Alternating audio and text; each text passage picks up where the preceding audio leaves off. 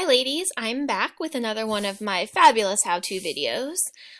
Just wanted to quickly show you how you would add a Flipgrid to a Nearpod and then also show you for tomorrow's how you are going to have to edit it in order for your class to get to your Flipgrid page. So first, to just add a Flipgrid to any Nearpod when you go into the edit mode is to add a slide, add an activity, and then add a Flipgrid. So pretty easy peasy there. Once you get to this page, it's going to ask you for two web addresses. It's going to ask you for the teachers and the students. So I'm going to go over to my Flipgrid, which I have open and ready to go. I'm going to add a new topic for tomorrow called Week 1 Check-In. Actually, I'm going to call it Week 1 Reflection. Let's do that. And I'm going to make it up to 2 minutes, and then I'm going to go ahead and paste a prompt I had typed up before when I did the video the first time and then had to delete. So tell me how your first week of learning at home was, what were some good things, things you had trouble with, how you're feeling, etc. Then I'm going to create that topic.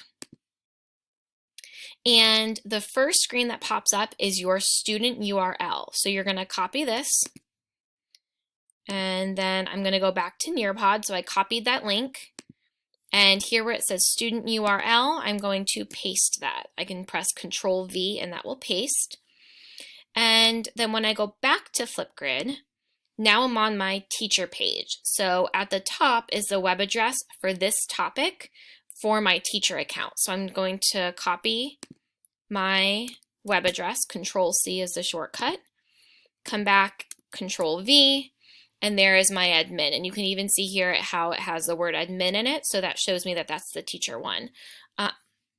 From here, I can go ahead and click add. So what you're going to want to do then, when you make your Flipgrid, or to edit your Flipgrid, I'm sorry, is you're going to take the Nearpod I send you, you're going to make a copy, and you're going to go to edit it, and you will double click on the Flipgrid,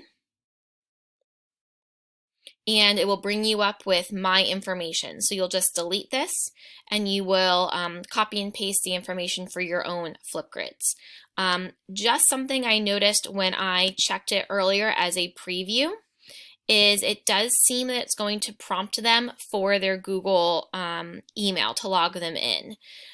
So over here in the Week 1 check-in, I did tell them that they may need that and to have their ID number at parklandsd.net and computer password ready to go, but then directed them if that still doesn't work just to save the Nearpod, and they can always go on to the Flipgrid from through Clever and access it that way. This just makes it a shortcut.